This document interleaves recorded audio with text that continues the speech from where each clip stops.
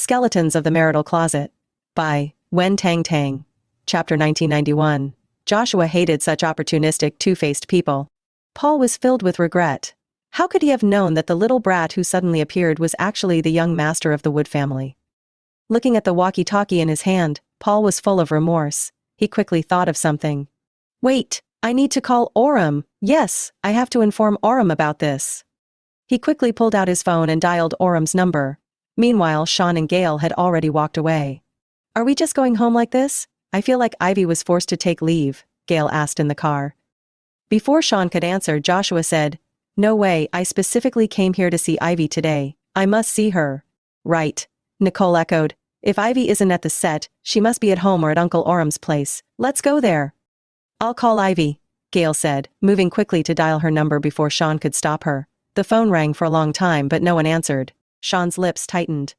He had a hunch that since the day he and Gale left Orem's house, Ivy had been staying there, which meant she was constantly under Orem's watch. Let's go. Shawn started the car. She should be at Orem's place. As soon as he said this, Joshua and Nicole cheered, Let's go. Go! At that moment, after receiving Paul's call at Orem's house, Orem's expression darkened. He had not expected Shawn and Gale to go to the set without notifying anyone. If he had known in advance, he would have arranged for Ivy to be there. They definitely won't just go back to their mansion.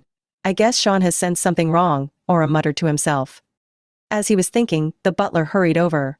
Mr. Orem, Ivy said she wants to see you. See me? If she sees me, will she agree to eat? Ivy had been on a hunger strike for 3 days, using this method to protest and struggle against Orem.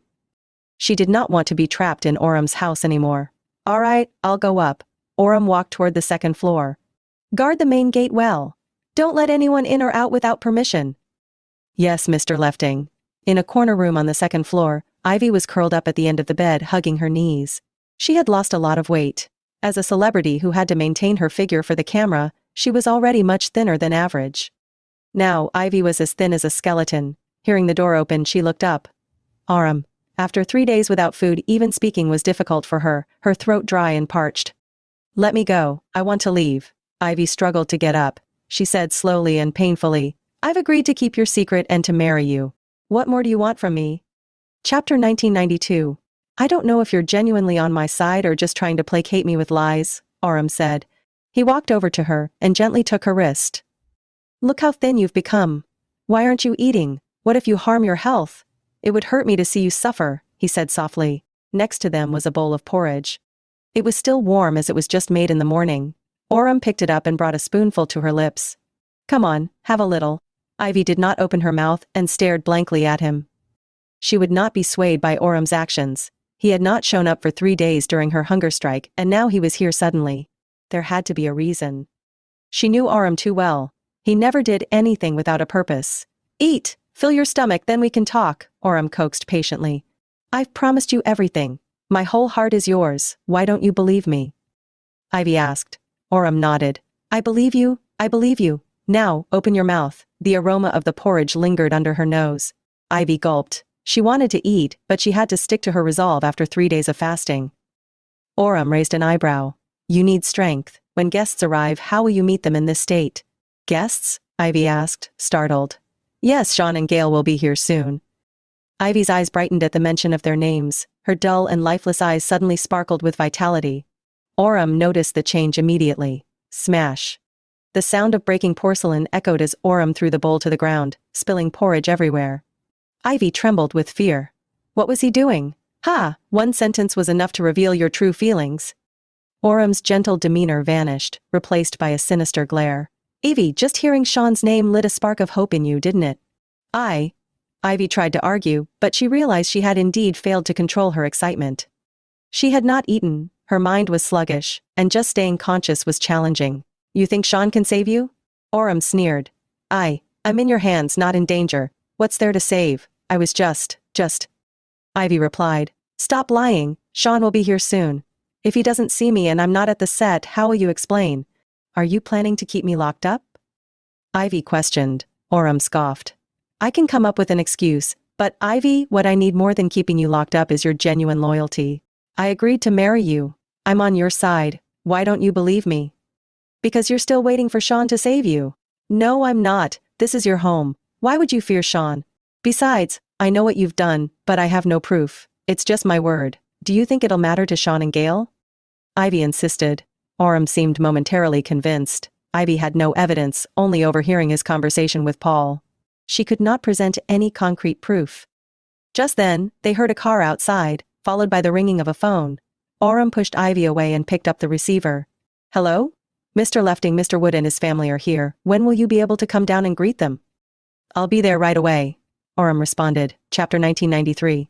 All right, I'll go prepare some tea and snacks. Orem tossed the walkie-talkie aside and stood with his hands on his hips, his expression dark and menacing. Ivy watched his back silently, knowing that Orem was contemplating whether to keep her confined or to take her to see Shawn. He was weighing the pros and cons. After a while, Orem turned around, his gaze lingering on her with a meaningful look. Come here. Ivy complied. Take off your clothes. She did not move, instead covering her front. What do you want to do? Do it yourself, or do you need my help? Tell me why you want me to undress first. I will conduct a full body search. What if you're hiding something and give it to Shawn the moment you see him? Orem replied. Orem had meticulously planned each step to get to where he was today. He could not let everything be ruined by Ivy. Absolutely not. A body search? Ivy actually felt a sense of relief. Fine, she bit her lip. To prove my innocence, to show that I have no intention of colluding with Shawn, I'll do it. Begin.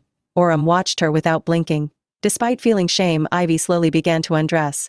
At this point, what dignity or modesty could she hold on to? Why the aggrieved look? Orem sneered. I won't do anything to you. Even though you're beautiful and have a good figure, the thought of you being dirty and tainted by Paul disgusts me. His words were meant to humiliate her further. One by one, her clothes, pants and jacket fell to the floor, revealing Ivy's fair skin and graceful figure. Orem bent down and picked up her clothes, searching each piece thoroughly. There was nothing hidden. Are you satisfied now? Do you believe me? Ivy asked. Orem let out a cold laugh, handing her a set of new clothes. Dress nicely and cover up that pale face of yours. Without a word, Ivy put on the new clothes. Soon, this would all be over. She would look forward to the day Shawn would come for her. Downstairs, in the living room, Joshua and Nicole sat on the sofa, both restless and eager, looking around as if they wanted to jump up and start searching for their beloved Ivy. However, Gale's stern gaze kept them in check, not allowing them to run off. What are they doing? It's been so long, and still no sign of them. On a weekend, are they sleeping in? Gale muttered softly.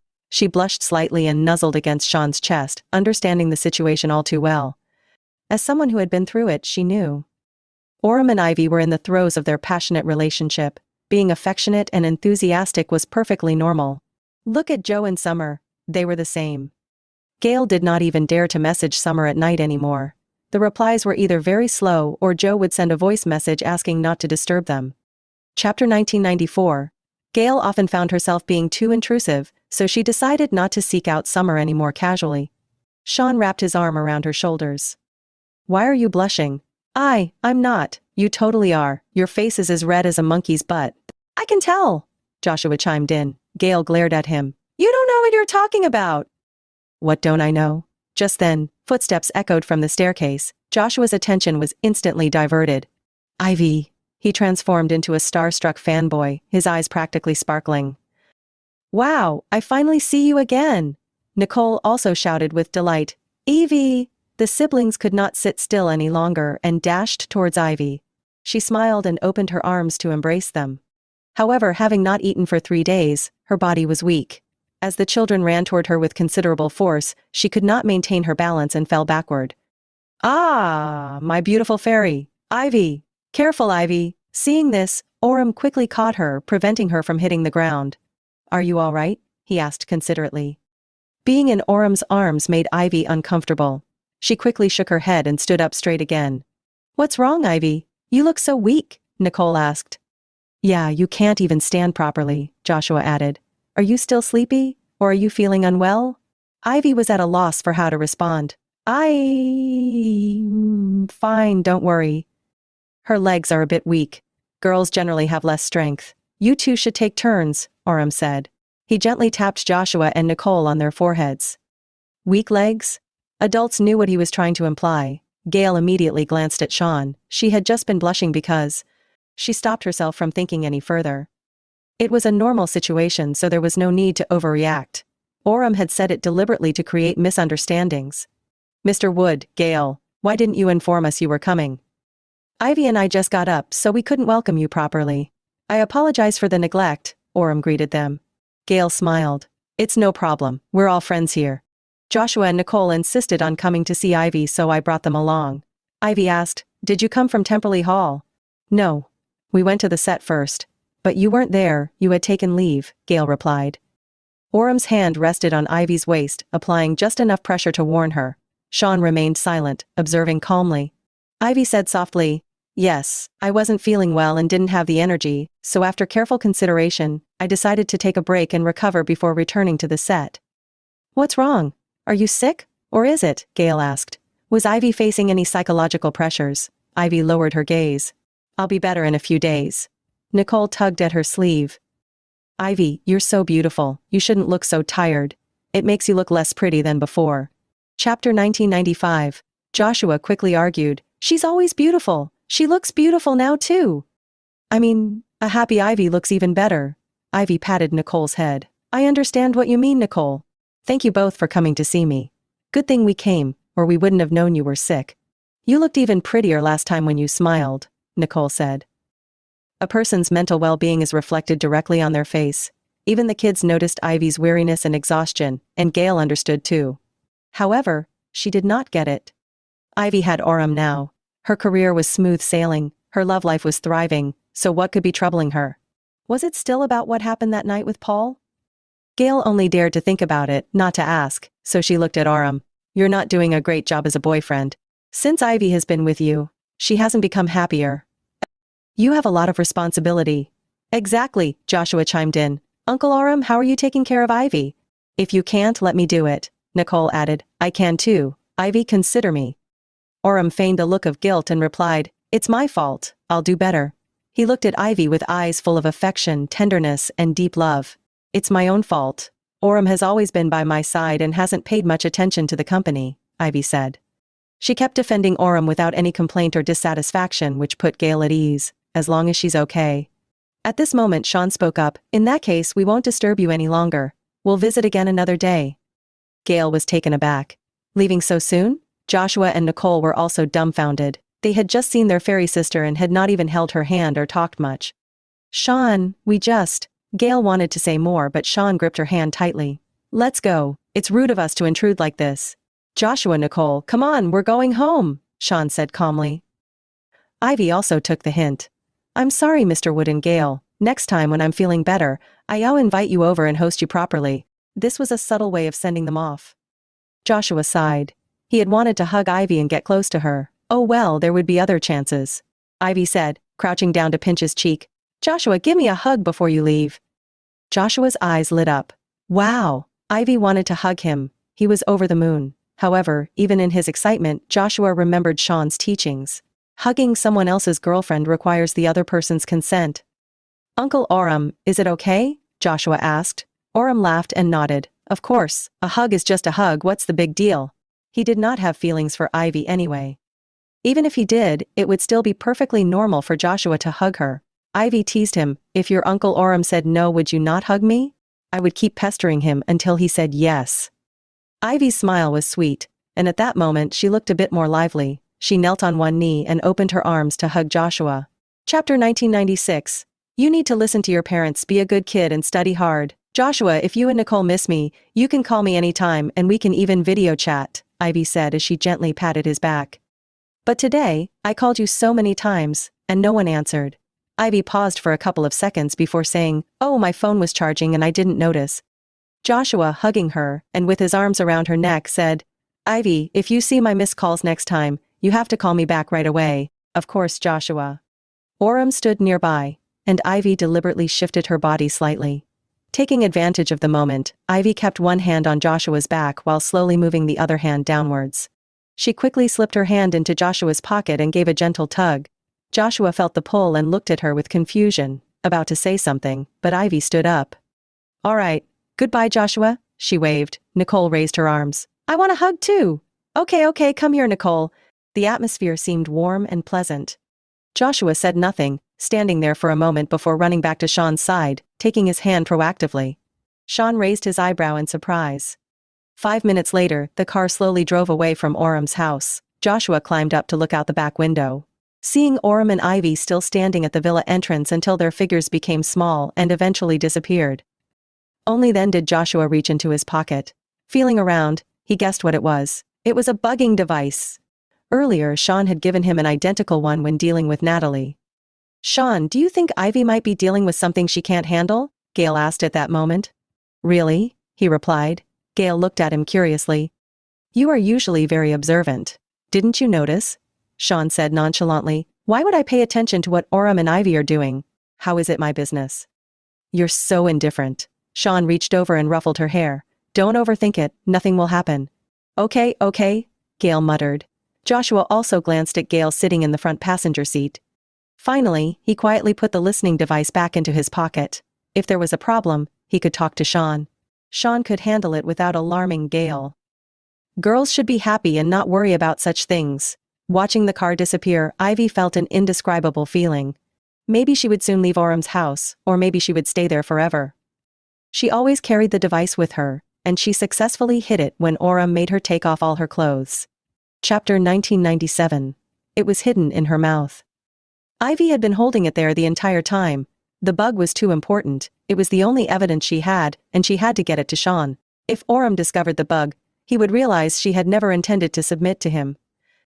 Who knows, he might use even more brutal methods against her. Earlier, Ivy and Shawn never had a chance to get close. With Orum constantly watching, she could not pass it to him. After much thought, Ivy used the hug to slip the bug into Joshua's pocket. Joshua, despite his young age, was clever and sharp. He would not let her down. She pinned all her hopes on him. "Are you satisfied with my performance?" Ivy withdrew her gaze and turned to Orum. "Can you trust me now? What have you done to make me trust you?" "Orum, suspicious people don't live happy lives. Not getting the person you want is what truly makes you unhappy." Ivy asked, "You still haven't given up on Gale? Aren't you going to marry me?" Orum lifted her chin. "I love Gale deeply, but marrying you doesn't conflict with that. As long as you're genuinely on my side and become mine. What does it mean to become yours?" Ivy looked at him. "You don't touch me, and you don't believe I'll be loyal to you. What should I do?" "Orum, you need to give me direction so I can show my loyalty." She sighed. "As I've been bored while being confined in your house these days, I inquired about Natalie. After learning her story, I think she's very pitiful." "Pitiful? Do you know how many cruel things she has done?" Orum asked. "I mean, Natalie is really pitiful in the relationship. She loves you but can't have you. You don't touch her, using the excuse of waiting for the wedding night. She must always feel like she can't hold on to you, lacking the true sense that you belong to her. That's why she gradually went mad." Ivy thought she understood Natalie the most because she almost became like Natalie, desperately loving Orum, giving everything, losing herself, and becoming irrationally crazy.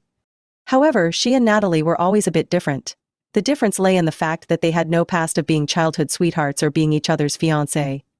Natalie had fallen in too deep, unable to extricate herself, while Ivy had received nothing and was keenly aware that what Orum gave her did not truly belong to her. Ivy closed her eyes briefly. In those few seconds she decided to ask Orum once more. "Orum, stop!" Ivy opened her eyes and looked at him. "There's still time. No major mistakes have been made yet. You can still be forgiven. Don't push things to the extreme, don't walk into a dead end." "I don't need you to educate me." Orum shook her off and turned, striding into the villa. Ivy took a deep breath and followed him inside. "Miss Park, would you like something to eat? The kitchen has everything prepared," the butler asked. "All right." Seeing her agree so readily, the butler was momentarily taken aback. "Anything will do, I am indeed hungry." "I can't starve myself to death, right?"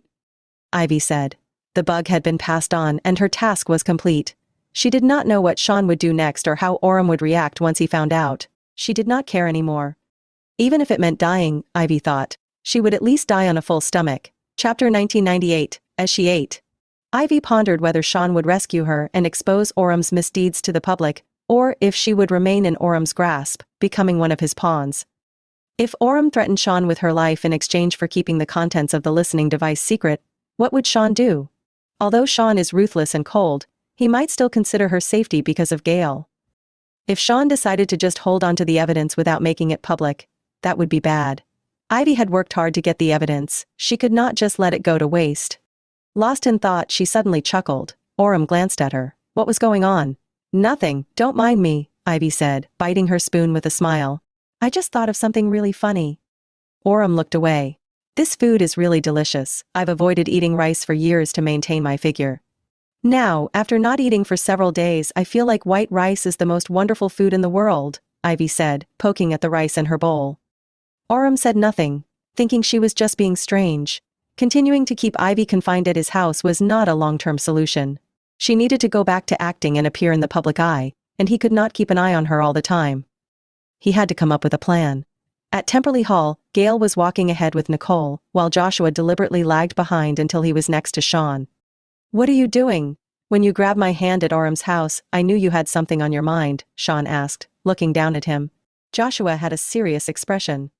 I have something very important to give you. What? Joshua took the listening device out of his pocket. Shawn took it. Where did you get this?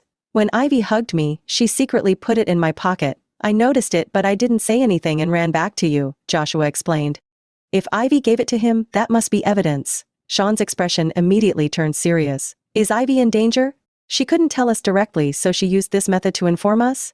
Shawn, we have to help her, Joshua asked. Shawn pursed his lips and said nothing. Shawn, Joshua was anxious. Say something. That's my Ivy, and I want to protect her. Shawn gripped the bugging device and knelt to look Joshua in the eye. Don't tell anyone about this. Well, why? Just keep it a secret. You want to protect Ivy, don't you? If you tell everyone what she gave you, is that protecting her?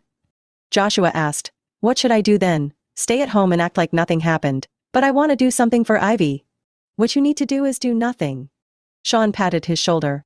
I'm going to find Ivy now. You stay home and take care of your mom and sister.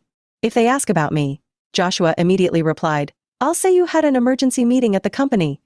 Smart boy, Shawn praised him, then swiftly got into his car. Joshua called out, Shawn, I'll wait for your news. All right, you did great today. Giving Joshua the bugging device was a risky move on Ivy's part. If Joshua had shown any odd behavior, Orem, standing right there, would have quickly noticed. The device would have been destroyed, and Ivy would have been exposed. Chapter 1999. At that moment, Gale and the children were all there. If a conflict had erupted, they could have been in danger. Thankfully, Joshua kept his composure. Truly, he was Shawn's son through and through. Shawn gripped the steering wheel, pressed the gas pedal and raced toward Orem's residence. Ivy must have been in trouble. Maybe she had been exposed. Otherwise, why would she take leave from the set and look so haggard at the leftings? Has Orem already taken control of her? Shawn opened the bug, connected it via Bluetooth, and after a crackling static, Orem's voice came through. Ivy's voice was there too. On the way to Orem's house, Shawn listened through the entire contents of the bug. Sure enough, Orem had not succeeded. This evidence was just too perfect. If Shawn remembered correctly, Orem had placed the bug in Ivy's bag. But Ivy unexpectedly turned the tables and recorded Orem's incriminating evidence. Well done! After all this time, Shawn finally had solid proof. Gale would not need to blame herself anymore nor feel inferior. She could finally see Orem's true colors. At the gates of the Lefting residence, the security guard was surprised to see Shawn. Mr. Wood, you're back? I left something behind. Can I come and fetch it? Shawn replied calmly. Of course, Mr. Wood. Next time, just let us know, and I'll bring it to you. No need. Shawn stepped on the gas and drove into the estate. By the time Orem learned Shawn had returned, Shawn was already at the foyer entrance. His footsteps were firm, authoritative. Mr. Wood. Orem briskly stood up from the couch, looking at him. Returning so soon. What brings you back? Orem was on high alert. He still greatly feared Shawn. Mr. Wood is here to retrieve something. Said he left it. The butler responded. What did he leave? Orem asked. Everyone looked at Shawn in unison. Shawn raised his hand, pointing at Ivy. Orem's face changed. I'm here to take her away. Orem, do you have any objections? Shawn said, chin lifted, presence commanding. Of course, Ivy is my girlfriend living in my home. Mr. Wood, why would you take her away? Because she wants to come with me. Orem looked at Ivy, asked deliberately, do you want to go with Mr. Wood? Ivy continued eating, chewing slowly, looking casual. Regardless of the outcome, she seemed prepared to face it calmly. If I can go, of course I will, right, Orem? You will understand, Ivy said. I don't understand. Mr. Wood came all this way. Are you going to play dumb? Ivy smiled. Stop kidding yourself, everyone knows the truth. Let's be honest. Orem clenched his fists. Shawn's return must mean he was onto something. However, Orem was there while Shawn and his family were there and had not noticed anything wrong. Ivy had been right under his nose the whole time. Chapter 2000s. Did you hear me? Orem, release her, Shawn asked. He used a commanding tone. Orem despised Shawn's high and mighty attitude. It triggered him. You want me to release her so I just have to let her go? If Ivy wants to go with you, I have to let her go with you? Impossible. Orem gritted his teeth. Ivy is an artist under Wood Group. It's reasonable for me to take her away.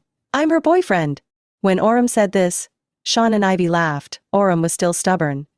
Hearing their mocking laughter, Orem's face turned red and white in turns, feeling a sense of anger and shame. Is Shawn going to win? How? Ivy was in his hands. He did not reveal any evidence earlier. How would Shawn be able to win? Orem, Ivy is on my side. She and Gale will always be. She won't be deceived by your sweet words and benefits. You should know that, right? Shawn said. I also know that you are pursuing Ivy for some purpose. Unfortunately, Ivy is not Natalie. She will not love you to the point of losing her mind and self and finally losing her life. Come clean, Orem. Today, Ivy must leave with me. Orem also laughed. Shawn, are you not going to pretend anymore? Ivy is still firmly in my grasp. I am just acting. I am not as capable as Shawn. I can only humble myself, stay by your side, and take care of you. And now, if Mr. Wood has come for me, what am I afraid of? Orem gritted his teeth. He had long suspected Ivy, and understood she had ulterior motives, but hearing her say it so bluntly made him incredibly angry and displeased. Ivy, you should listen. How can being Shawn's wife compare to being my wife? He nodded repeatedly.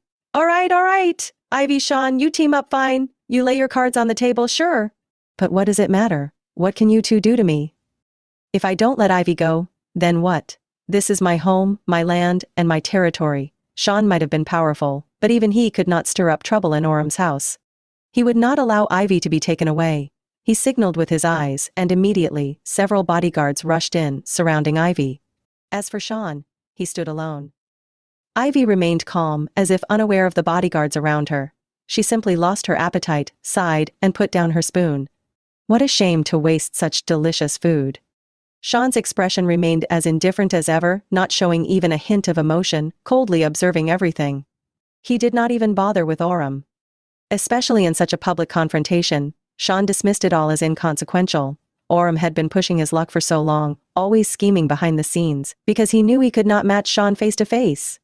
Mr. Wood, please leave. Orem smirked smugly. You came alone, so leave alone. Shawn also smiled, emanating a dominant aura,